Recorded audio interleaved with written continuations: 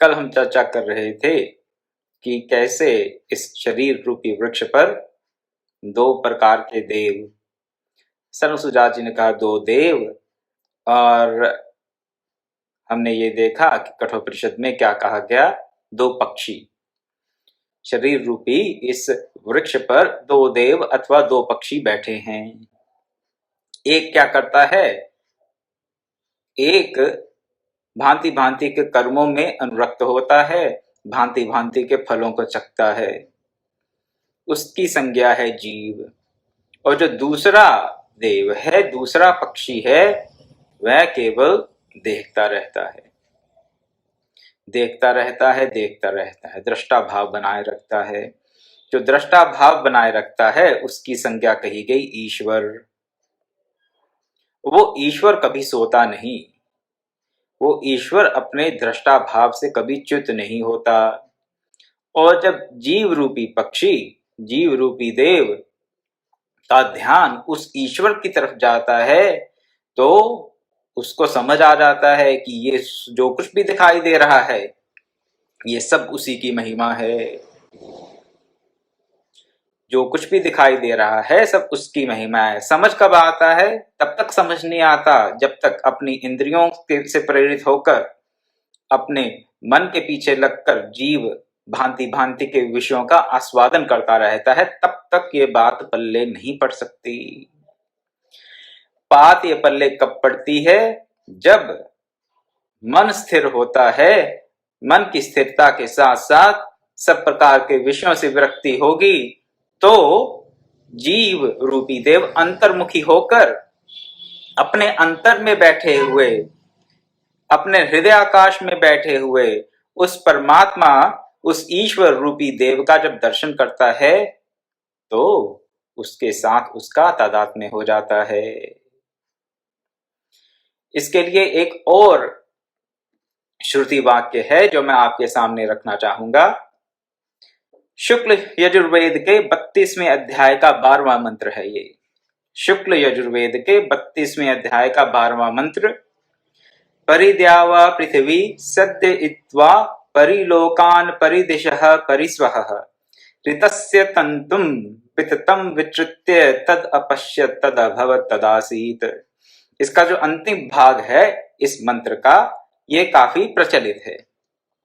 क्या है अंतिम भाग? तद अपश्यत् तद अभवत् तदासीत्। क्या कहते हैं? वह उसको देख लेता है, वही हो जाता है। वो वही क्यों हो जाता है? क्योंकि वही है। वह उसको देख लेता है और वो वही हो जाता है। वह वही क्यों हो जाता है? क्योंकि वह वही है। ये देखता कौन है और ये वह वही कौन है? इसका सीधी सीधी सी बात यह है कि यहाँ पर जो दो प्रकार के देव बताए गए या इस शरीर रूपी वृक्ष में जो दो प्रकार के पक्षी बताए गए, एक जीव और दूसरा ईश्वर, उसी की बात हो रही है कि जब जीव ईश्वर को देख लेता है तो वो वही हो जाता है। लेकिन साथ ही में ये कहते वही हो जाता है नहीं, ऐसा नहीं कि पहले अलग था अब हो गया। केवल अज्ञान मात्र था। अज्ञान क्या था कि मैं कुछ और हूं और वो कुछ है भी है या नहीं। जीव सोचता है कि मैं तो जीव हूं, मैं हूं ये मालूम है, लेकिन ईश्वर है या नहीं उसके बारे में उसको ज्ञान ही नहीं होता। हम लोगों की भी यही हालत है। मान लेते हैं कि ईश्वर है, अच्छा चलो संत महात्मा कहते होंगे ईश्वर है तो ईश्वर होगा, हमने कौन सा भी देखा है। आम बोलचाल की भाषा में भी हम ये लोग कह देते हैं कई बार कि भगवान ने किसको देखा है, मर के कौन वापिस आया है, किसको पता मरने के बाद क्या होता है, इत्यादि इत्यादि। भगवान को किसी ने देखा है क्या? तो धारणा हमारी दृढ़ नहीं है भगवान के प्रति, ईश्वर के प्रति, परमात्मा के प्रति, उस परमात्मा सत्ता के प्रति, उस ब्रह्म तत्व के प्रति हमारी जो आस्था है वो दृढ़ नहीं है। क्यों नहीं है? क्योंकि उसका हमें अनुभव ही नहीं है, ना दिखता है ना अनुभव में आता है। तो फिर आस्था कैसे होगी? और जब आस्था ही नहीं है तो उसकी तरफ देखेगा कैसे? देखेंगे तो हम तब देखने का प्रयास तब करेंगे जब हमें लगेगा कि कुछ है देखने के लिए। जब देखेंगे और लगेगा कि कुछ है ही नहीं तो फिर क्या दिखाई देगा? देखने का प्रयास ही नहीं करेंगे। देखा, हाँ कुछ नजर नहीं आया, कुछ नहीं है, कुछ है ही नहीं, सब ऐसे ही मनगढ़ंत बातें हैं, कुछ नहीं है जी। हाँ, नास्तिकवाद है ये, कि हाँ मरने के बाद क्या होता है जी किसी को कुछ नहीं पता, मरने शरीर के साथ ही सब कुछ अंत हो जाता है, परमात्मा परमात्मा क्या है कुछ पता नहीं। तो अगर ऐसी धारणा है तो देखेंगे ही नहीं। जब देखेंगे ही नहीं, और कई बार हमारी धारणा रहती कि हाँ भगवान है, परमात्मा है, ईश्वर है, लेकिन अभी हमारे पास देखने के लिए टाइम नहीं है भाई, हम बहुत बिजी हैं, भांति भांति के काम है करने वाले। अब क्या हम क्या खाली बैठे हुए हैं कि बैठकर सत्संग करते रहें हर रोज शाम को आधा पौना घंटा? नहीं नहीं, बहुत बिजी लाइफ है भाई, बहुत सारे काम करने वाले हैं। तो कभी परिवार के लिए करना है, कभी कुछ सोशल स्टेटस के लिए करना है, कभी किसी और के लिए करना है, तो टाइम नहीं है अपने पास। होगा भगवान होगा, मान लेते हैं तुम्हारी बात, ठीक है, सब बोलते हो, ठीक है, मान लिया भगवान है, लेकिन अभी इसके बारे में रिसर्च करने का, इसके बारे में अनुसंधान करने का टाइम नहीं है। टाइम क्यों नहीं है? क्योंकि विषयों के प्रति अनुरक्ति है।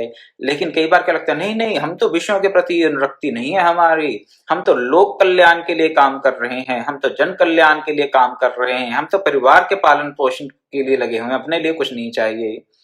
ये सब क्या है? ये है बहानेबाजियां हमारी। हमारी क्या? हमारे मन की।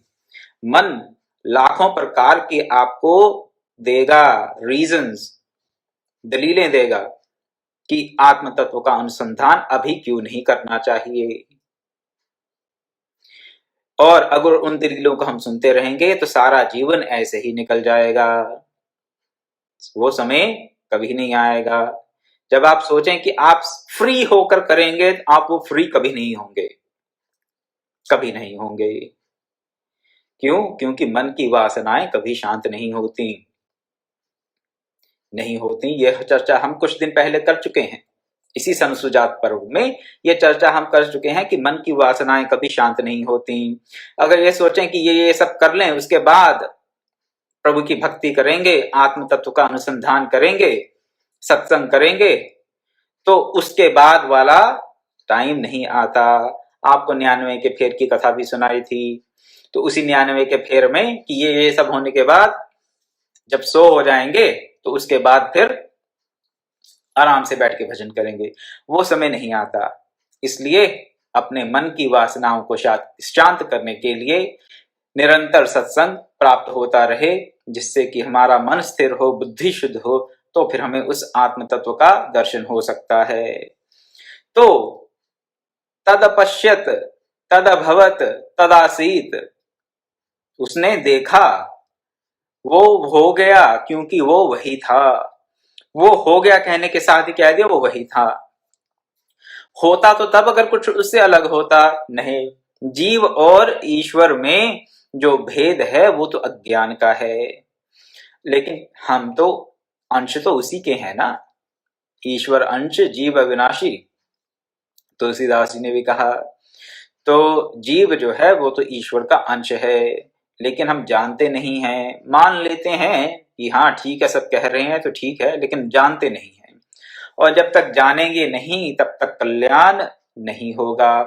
तो ये कब देखता है उसकी तरफ, जीव परमात्मा की तरफ कब देखता है, फिर वो कब हो जाता है, और कब वो उसे पता चलता है कि वो वही है। तो इसी शुक्ल यजुर्वेद के 32वें अध्याय का ये 12वां मंत्र, इसका अर्थ आपके सामने रखूंगा, और इसको थोड़ा सा ध्यान से सुनने की आवश्यकता है, थोड़ा सा ध्यान से सुनने की आवश्यकता है इसे, इसलिए क्योंकि इसमें मेरी दृष्टि से तो पूरे वेदांत का सार छिपा हुआ है। तो कहा इस मंत्र में, विश्व नियम रूपी सत्य को समझने वाला ये जो मंत्र है, विश्व के नियम को समझने वाला ये मंत्र है, विश्व के नियम को समझाने वाला। और जब विश्व के नियम को समझ जाएंगे, विश्व का नियम जब समझ आ जाएगा, तो विश्व से पार चले जाएंगे। विश्व कह लीजिए, माया कह लीजिए, माया का नियम को समझ गए तो माया से फिर पार पा सकते हैं, अन्यथा नहीं। तो क्या कहते हैं इस मंत्र में, ऋषिगण तत्वद्रष्टा समस्त अंतरिक्ष पृथ्वी, समस्त लोकों में, समस्त दिशाओं में, और समस्त स्वानुभूतियों में, हमारी अनुभूतियों में भी विश्वव्यापी नियम के तंतु फैले हुए हैं। एक नियम है। क्या नियम है? उसे कहा गया ऋत। ऋत, ऋते ज्ञानान मुक्ति। ये कौन सा ऋत का ज्ञान है जिसके बिना मुक्ति नहीं होती? ऋते ज्ञानान मुक्ति, ऋत के ज्ञान के सिवा मुक्ति नहीं हो सकती। उसके प्राप्त किए बिना, ज्ञान प्राप्त किए बिना मुक्ति नहीं हो सकती। लेकिन ये ऋत है क्या? ये नियम है क्या? ये संस्कृत का शब्द ऋत और इंग्लिश का जो शब्द है रिदम, ये एक ही व्युत्पत्ति इनकी संस्कृत से ही है। तो ऋत और रिदम जिसे कहा जाता है, ये क्या है? ये क्या नियम है जिसको कि यहां नियम कहा गया? ऋत का यहां पर अनुवाद किया गया नियम के तरह। ये पुरानी प्राचीन चीनी फिलॉसफी है, टाओइज्म की। डाओ कह देते हैं, चाइनीज लोग उसे डाओ कहते हैं, लेकिन इंग्लिश में जब उसकी ट्रांसलेशन हो जाती है तो उसे टाओ कह दिया जाता है। तो डाओ या जो टाओ है, जिसको कि फिर अगर उसका इंग्लिश में अनुवाद करें तो उसे बोल दिया जाता है यूनिवर्सल फ्लो।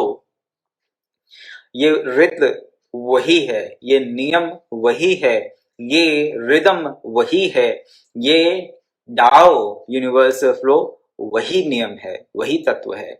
और ये है क्या?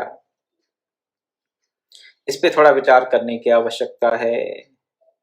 ऋतम च सत्यम च, ऐसा भी आता है जो संध्या वंदन करते हैं उन श्लोकों में, ऋतम च सत्यम च ऐसे भी आता है। तो ये ऋत के जो तंतु फैले हुए हैं, ये क्या है? आप अनुभव कर सकते हैं। क्या अनुभव कर सकते हैं? आप किसी संत महात्मा के पास जाएं, वहां पर जाकर आपका मन जो है वो स्वतः शांत हो जाता है। क्यों? क्योंकि वहां पर जो ये ऋत है, ये यूनिवर्सल फ्लो है, उसमें किसी प्रकार का व्यवधान नहीं होता। एक सिद्ध महापुरुष के पास बैठकर आपके मन को जो परम शांति मिलती है, वो इसलिए मिलती है क्योंकि ये जो ऋत तत्व है, ये वहां पर कंटिन्यूअसली फ्लो कर रहा होता है, विदाउट एनी ऑब्स्ट्रक्शन। निरंतर प्रवाहित हो रहा है बिना किसी बाधा के। और अगर आप दुर्भाग्यवश किसी ऐसे व्यक्ति की संगति में बैठ जाएं जो बहुत प्रकार के पाप कर्मों में लिप्त हो, जिसका मन अशांत हो, आप उसके पास ही जाकर बैठें। आपको उससे कुछ पूछने की आवश्यकता नहीं है, कोई वार्तालाप करने की आवश्यकता नहीं है। ऐसा नहीं कि वो आपके प्रति कोई दुर्भावना ही रखता होगा, जरूरी नहीं है। आपको कोई अपशब्द ही कहे, जरूरी नहीं है। लेकिन ऐसे व्यक्ति के पास जाकर अगर बैठ गए, ऐसे व्यक्ति का संग अगर प्राप्त हो गया, तो भी क्या होगा? ये जो ऋत तत्व है आपके अंतर का, वो गड़बड़ा जाएगा। इंग्लिश में आजकल हम इसे कह देते हैं वाइब्स। वाइब्स कैसी वाइब्स? क्या, जैसे इंट्यूशन कह देते हैं हम कई बार। तो ये क्या है? ये वाइब्स और इंट्यूशन क्या है? ये ऋत तत्व है। अगर आप किसी कमरे में प्रवेश कर रहे हैं, किसी कक्ष विशेष में प्रवेश कर रहे हैं, और वहां के लोग अगर चुप करके भी बैठे हैं, झगड़ा करने के बाद चुप करके बैठे हैं, तो भी आपको पता चल जाएगा कि ये लोग झगड़ा करने के बाद अशांत मन से चुप बैठे हैं, शांत बैठे हुए हैं, कुछ बोल नहीं रहे, आप कुछ बताते नहीं हैं। लेकिन आप उस कमरे में, उस रूम में एंटर करते हैं तो आपको पता चल जाता है कि कुछ गड़बड़ है, कुछ बात हो गई है। और अगर आप किसी ऐसे कक्ष में प्रवेश करें जहां पर लोग ध्यान करने के बाद, मेडिटेशन करने के बाद शांत होकर बैठे हैं, तो भी आपको पता चल जाएगा, तो भी पता चल जाएगा। तो ये जो ऋत तत्व है, इस ऋत तत्व को हमें जानना है। और इस विश्वव्यापी नियम के जो तंतु फैले हुए हैं सर्वत्र, इस विश्वव्यापी नियम के, इस ऋत तत्व के, ऋत के तंतु फैले हुए हैं सब, जो इनको चीर कर पार दृष्टि वाला हो जाता है। देखिए इंट्यूशन तो हमें पता चल जाता है, किसी भी व्यक्ति को पता चल जाएगा। जैसे कि आपको अभी कुछ उदाहरण दिए कि कहाँ पर इंट्यूशन सही है गलत है, अच्छी बुरी का इंट्यूशन हो जाएगा। लेकिन ये जो रित तत्व है, ये जो यूनिवर्सल फ्लो है, यहां तक ही ज्यादातर फिलोसफीज गई हैं। जो ये टाओ ते चिंग की फिलोसफी है, टाओइज्म की, वो भी यूनिवर्सल फ्लो तक ही गई है। हमारे वेद क्या कह रहे हैं कि जो इस यूनिवर्सल फ्लो को चीर के इस विश्वव्यापी नियम के जो तंतु फैले हुए हैं, इन तंतुओं को चीर कर जो पार दृष्टि वाला हो जाता है, जो इससे परे देख सकता है, वो क्या हो जाता है, वो तत्काल उस सत्य को देख लेता है। और जो उस सत्य को देख लेता है, उसी के लिए कहा गया फिर ये तदपश्य तदभव तदासीत। तो पहले तो हम इस ऋत तत्व को जाने, ऋत रूपी नियम को, संसार का जो नियम है जिसके तंतु हर जगह फैले हुए हैं, जहां तक संसार का पसारा है वहां तक ऋत तत्व फैला हुआ है। इस ऋत को जान जाएंगे तो फिर हम सत्य का दर्शन कर पाएंगे। ईशोपनिषद में भी एक मंत्र है, हिरण्यमेन पात्रेन सत्य स्थापितम मुखम तप्तम पूवन पावृनु सत्य धर्माय दृष्टे। उसका भी यही अर्थ है, कुछ अलग नहीं कहा वहां पर। तो जो सत्य का दर्शन करना चाहता है वो इस हिरण्यमेन पात्र, हिरण्य में जो पात्र है, इसका जो मुख है वो ढका हुआ है, सत्य का मुख जो है ढका हुआ है एक हिरण्यमेन पात्र से। और इसको जो जानना चाहता है उसको इस हिरण्यमेन पात्र को हटाना पड़ेगा, इस पात्र को हटाना पड़ेगा। ये क्या है पात्र? ये यही ऋत तत्व ही ये पात्र बताया गया वहां पर, उपमा दे देगी इसे पात्र की, और कुछ नहीं।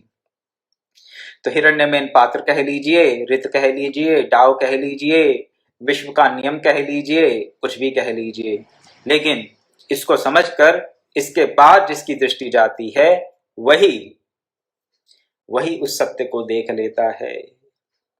परमात्मा सत्य स्वरूप है और उस सत्य की प्राप्ति हमें इस संसार के नियमों का अतिक्रमण करके ही प्राप्त हो सकती है। संसार के नियमों में बंधकर नहीं हो सकती। लेकिन संसार के नियमों से पार जाने के लिए उनको समझना पड़ेगा पहले। तो क्या समझना पड़ेगा?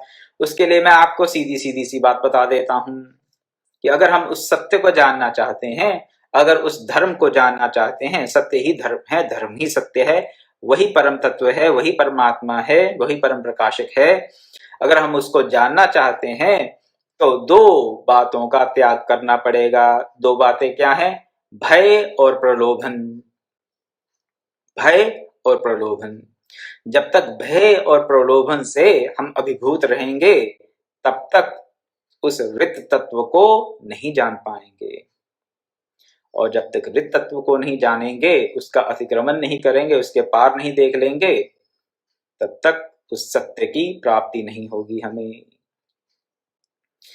तो भय और प्रलोभन से अगर हम धर्म का अनुष्ठान करते हैं तो वो वास्तव में धर्म है ही नहीं।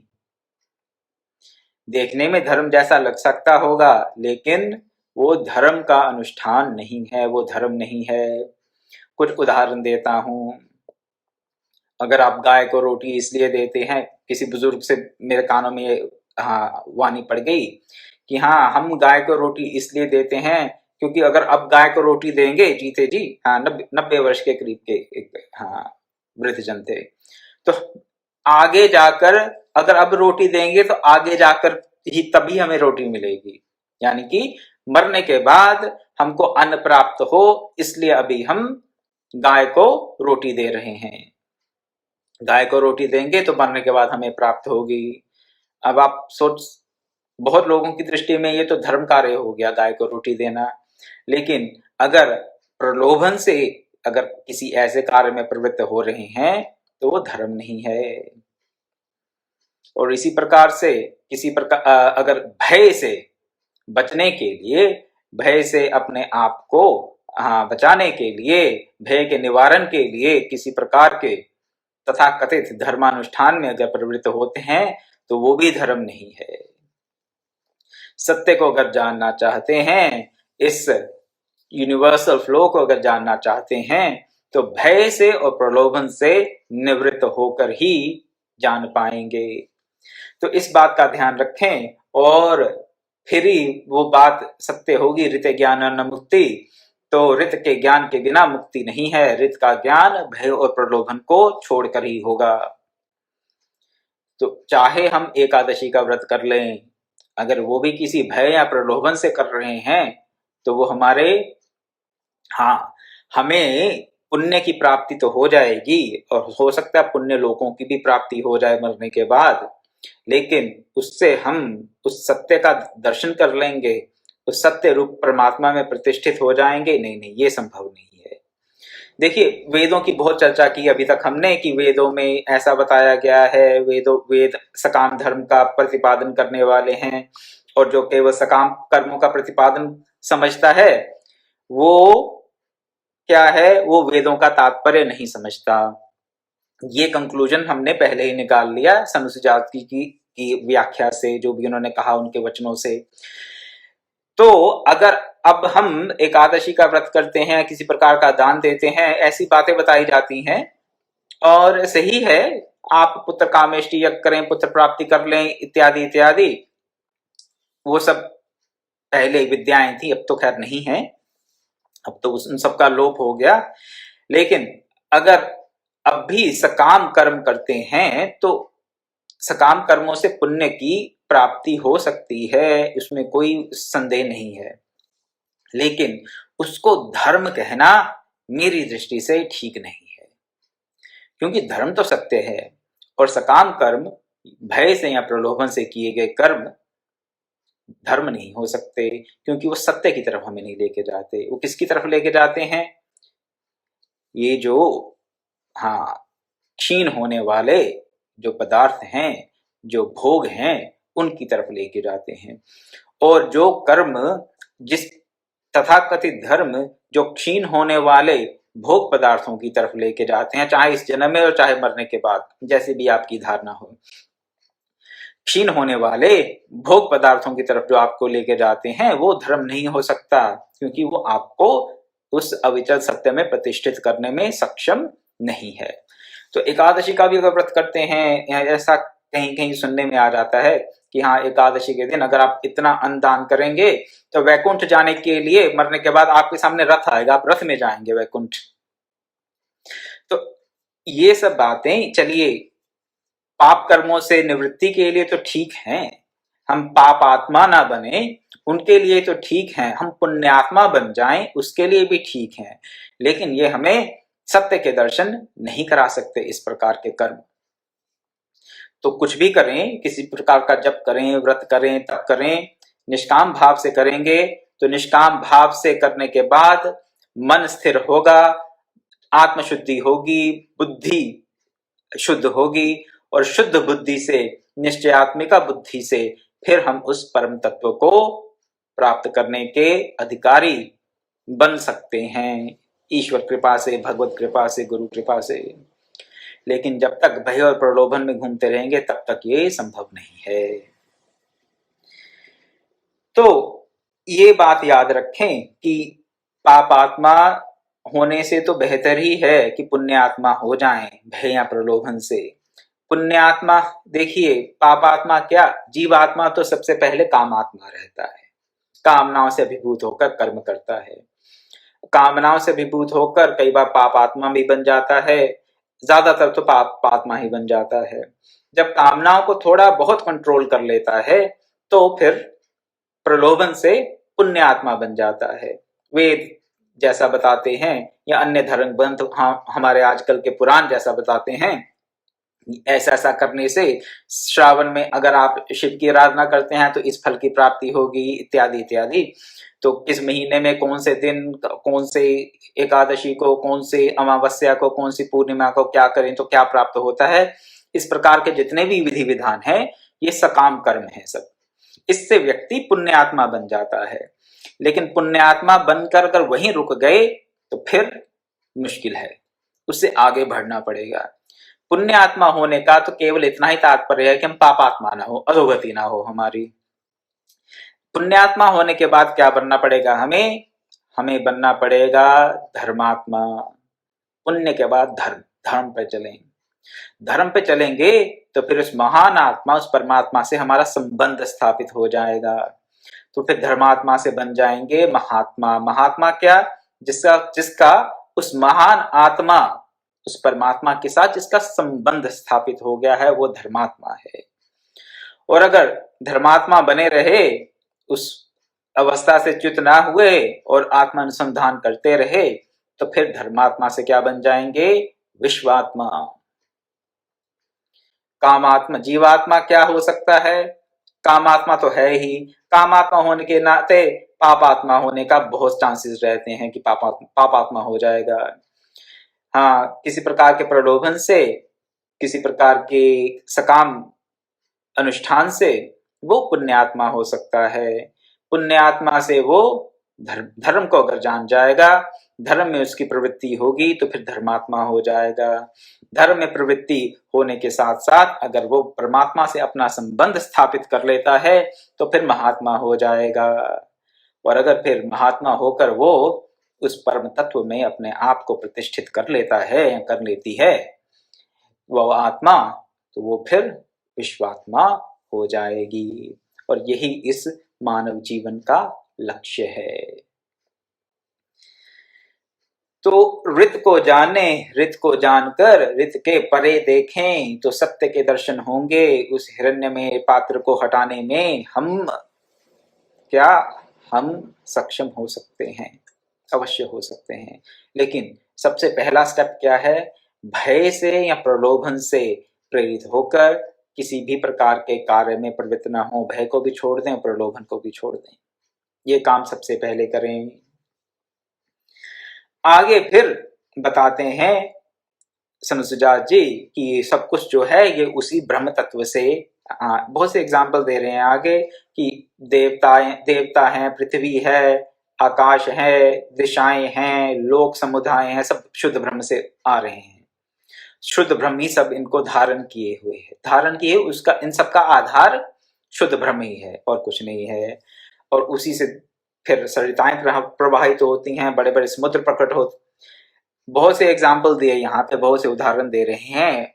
100 बातों की एक बात क्या है? जो कुछ भी है, जो कुछ भी हमें लगता है कि है, वो ब्रह्म में ही अवस्थित है, ब्रह्म से ही प्रकट हुआ है।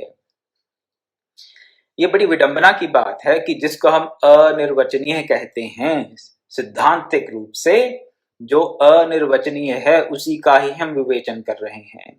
और विवेचन तो कर रहे हैं, सनुजा जी की बात सुन रहे हैं कि वो हमें क्या कहने की कर रहे हैं चेष्टा, क्या समझाने की चेष्टा कर रहे हैं। लेकिन साथ ही साथ मेरे मन में बार बार ये भी बात आती रहती है कि कुछ भी कह लें उसको शब्दों से पकड़ नहीं सकते, इस बात को ना भूलें। तो जो कुछ भी कहा जा रहा है वो तो केवल इंडिकेशन मात्र है। जैसे कि कोई उंगली कर दे ऐसे, तो उंगली की तरफ देखते रहेंगे तो फिर चंद्रमा नहीं दिखाई देगा।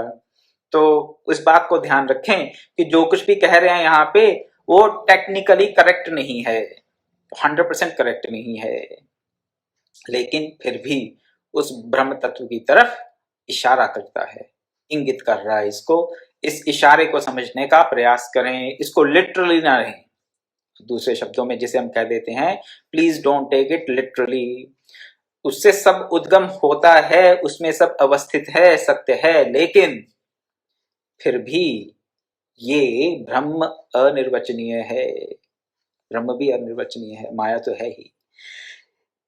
आगे एक और एग्जाम्पल दे रहे हैं, और यही एग्जाम्पल, ये जो पूरा एक श्लोक है, ये कठोपनिषद में भी आता है। क्या कहते हैं यहाँ पे संसुजात जी? जो इंद्रिय, मन और बुद्धि आदि का संघात शरीर, शरीर को क्या बताया? इंद्रिय, मन और बुद्धि का संघात। स्थूल शरीर तो है ही, इसमें इंद्रियां भी हैं, मन और बुद्धि भी है। और कहा जिसके कर्म अपने आप नष्ट होने वाले नहीं हैं। इसके कर्म अपने आप नष्ट नहीं होते, तो कैसे नष्ट होते हैं? क्योंकि कर्मों के बंधन से तो हम निकलना चाहते हैं ना। तो कर्म के बंधन से निकलने के लिए कर्मों का नष्ट होना आवश्यक है। अगर कर्म बने रहेंगे तो उनके बंधन से नहीं निकल पाएंगे। तो अपने आप अगर नष्ट नहीं होंगे तो उनके नष्ट कर्मों के नाश का, हाँ, दो प्रकार से कर्मों का नाश हो सकता है, दो कारण बन सकते हैं। एक तो कर्म फल का भोग, अगर कर्म फल को भोग लेंगे तो कर्मों का नाश हो जाएगा, समाप्त हो जाएंगे, उसका जो बैलेंस था वो सारा एग्जॉस्ट हो जाएगा। तो उसके बाद फिर उन कर्मों का कोई हमसे संबंध नहीं रहेगा, संस्कार रह जाएंगे, लेकिन फिर संस्कार का परिमार्जन कर सकते हैं, लेकिन कर्मों का नाश हो जाएगा। दूसरा क्या है, ज्ञान रूपी अग्नि में सब कर्मों का हम नाश कर सकते हैं।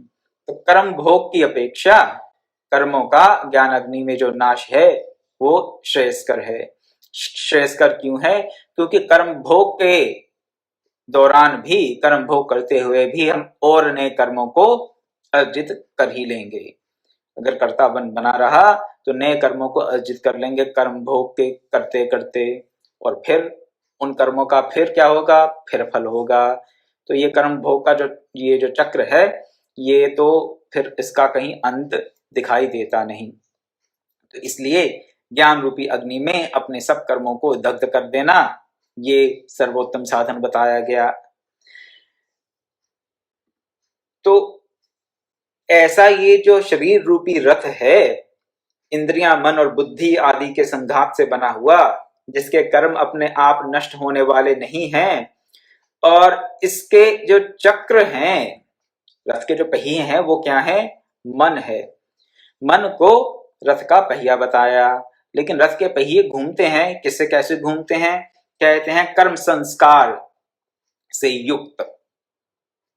कर्म संस्कार जो हैं, हमारे कर्मों के जो संस्कार हैं, वो ही इन रथ के पहियों को घुमाते हैं। हमारा मन क्यों चंचल है, क्यों इधर उधर भटकता रहता है? संस्कारों के कारण, पूर्व कर्मों के संस्कारों के कारण। जिसे कि हम कह देते हैं कि अपने मन में कई प्रकार की वासनाएं हैं। जो वासनाएं हैं वो पूर्व कर्म संस्कारों का ही इंप्रेशन है, और कुछ नहीं है हमारे मन में। और उनके चलते ही हमारे मन में भांति भांति की तरंगें उठती रहती हैं, ये कर लें, वो कर लें, ये देख लें, ये चख लें, यहाँ चले जाएं, वहां चले जाएं, ऐसा पहन लें, ऐसा कह दें, ऐसा सुन लें। ये जब भांति भांति की ये तरंगे मन में उठती रहती हैं, ये क्यों उठती हैं? ये पूर्व संस्कारों के कारण, उन कर्म संस्कारों के जो, हाँ, हमारे मन में जो छाप रह जाती है, उसके कारण ऐसी ऐसी बातें हमारे मन में उठती रहती हैं। इसी को ही स्मृति कहा गया सांख्य की भाषा में। स्मृति है, और स्मृति के कारण व्यक्ति कर्मों में अपने आप को प्रेरित महसूस करता रहता है। पूर्व की स्मृति ना हो तो आपका किसी व्यक्ति विशेष से मिलने का मन ही नहीं करेगा। आपका मन करे, हाँ, मैं उस अपने अच्छे मित्र को आज फोन कर लूं, या उसे जाके मिलाऊं। क्यों? क्योंकि उस मित्र की स्मृति है, अच्छी स्मृति है मन में, तो उससे मिलने का फिर मन होगा, तो फिर आप उसको फोन करेंगे या उसको मिलने जाएंगे। लेकिन अगर पहले की वो स्मृति नहीं है, वो पहले का कर्म संस्कार नहीं है मन में, तो फिर मन में ऐसी तरंगी उठेगी कि उसको मिले नहीं होगी। बाकी सब चीजों के साथ भी ऐसा ही है। अगर किसी प्रकार की कोई, हाँ, ये मिठाई खाने का मन करता है, मान लीजिए, मन को पता है, मन में पूर्व कर्म संस्कार है कि वो मिठाई अच्छी है, इसीलिए मन में तरंग उठेगी उस मिठाई को अब खाने के लिए। लेकिन अगर उस मिठाई का पता ही ना हो आपको, तो मन में विचार आ ही नहीं सकता उस मिठाई को खाने के लिए। तो ये है कर्म संस्कार से युक्त ये जो मन है, ये चक्र हैं इस शरीर रूपी रथ के। और ये क्या करते हैं, इंद्रिय रूपी ये जो घोड़े हैं, इसको घुमाते रहते हैं। लेकिन अगर हम अपनी बुद्धि का प्रयोग करें तो इन इंद्रिय रूपी घोड़ों को वासनाओं से प्रेरित ना होकर, पूर्व कर्म संस्कारों से प्रेरित ना होकर, बुद्धि के प्रयोग से हम उस ज्ञान स्वरूप दिव्य अविनाशी जीवात्मा को सनातन परमेश्वर के निकट लेके जा सकते हैं। और जिसके निकट लेके जा सकते हैं इस शरीर रूपी रथ से अपनी जीवात्मा को, उसे क्या कहा इन्होंने, बार बार हर श्लोक के अंत में कह रहे हैं, उस सनातन भगवान का योगी जन साक्षात्कार करते हैं। तो योगी जन उस सनातन भगवान का साक्षात्कार करते हैं जिसको कि हम इस शरीर रूपी रथ से प्राप्त कर सकते हैं। कैसे प्राप्त कर सकते हैं? अगर अपनी बुद्धि का प्रयोग करें तो जीवात्मा को उस सनातन परमात्मा की तरफ लेके जा सकते हैं। नहीं तो फिर इंद्रियां रूपी घोड़े जो हैं, ये घोड़े हमें मन के पूर्व संस्कारों से इधर उधर भटकाते रहेंगे। आगे और भी बातें बताते हैं, लेकिन आज समय हो गया है तो आज कथा को यहीं विराम देंगे। सोचता हूं हमेशा कि ये संसुजात पर 2 दिन में इसका परिसमापन हो जाएगा, लेकिन वो 2 दिन कब आएंगे ये तो भगवान ही जाने। वैसे हम अंतिम अध्याय में हैं संसुजात पर्व के, लेकिन यहाँ पर कुछ चर्चाएं ऐसी हैं जो कि जल्दी जल्दी से करने में वो उसका तात्पर्य स्पष्ट नहीं होगा। तो इसलिए धैर्य बनाए रखें। आप लोगों का बहुत धैर्य है और सत्संग में बहुत रुचि है, इसलिए मैं भी समय लगाकर इन बातों को आपके सामने रखने का प्रयास कर रहा हूं। ओम पूर्णमदः पूर्णमिदं पूर्णात् पूर्णमुदच्यते पूर्णस्य पूर्णमादाय पूर्णमेवावशिष्यते। ओम शांति शांति शांति। हरि ओम तत्सत्।